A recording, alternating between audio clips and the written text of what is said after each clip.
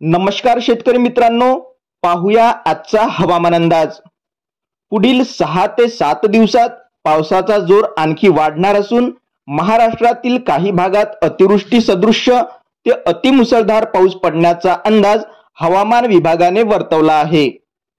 महाराष्ट्रातील या भागांना अतिमुसळधार पावसाचा इशारा हवामान विभागाकडून रेड अलर्ट जारी करण्यात आला आहे। हवामान विभागाच्या अंदाजानुसार जून मध्ये हाहाकार माजणार, मान्सून आजपर्यंतचे सर्व रेकॉर्ड मोडणार।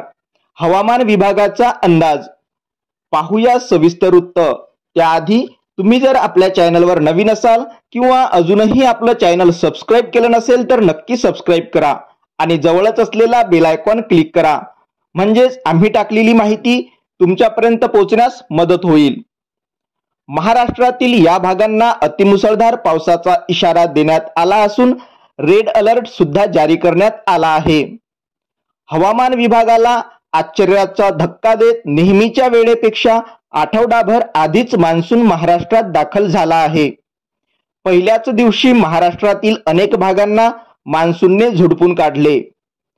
पुढील 6 ते 7 दिवसात पावसाचा जोर आणखी वाढणार असून महाराष्ट्रातील काही भागात अतिवृष्टी सदृश्य ते अतिमुसळधार पाऊस पडण्याचा अंदाज हवामान विभागाने वर्तवला आहे।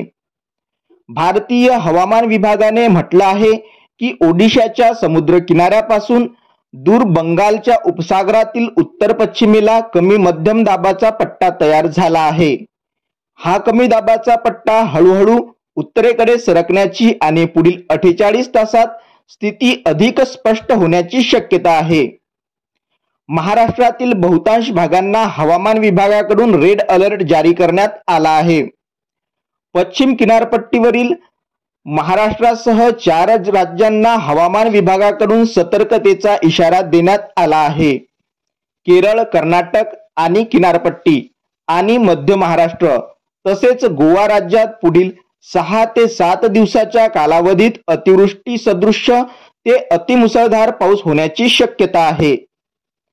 28 ते 30 मे या काळात केरळमध्ये, 28 मे रोजी महाराष्ट्रातील कोकण, मध्य महाराष्ट्रातील पश्चिम घाटमाथा आणि पायमाथा परिसरात, कर्नाटकातील किनारपट्टी घाटमाथ्यावर त्याचबरोबर तामिळनाडूतील घाट परिसरात अतिमुसळधार पाऊस होईल असा अंदाज हवामान विभागाने वर्तवला आहे। 28 मे ते 2 जून या काळात मध्य महाराष्ट्र, कोकण या भागात विजांच्या कडकडाटासह पाऊस होईल। या काळात 40 ते 50 किमी प्रति तास वेगाने वारे वाहतील असेही हवामान विभागाने म्हटले आहे।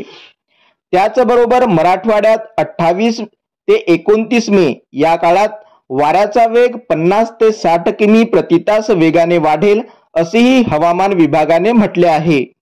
अशाच माहितीसाठी चॅनलला नक्की सबस्क्राइब करा। धन्यवाद।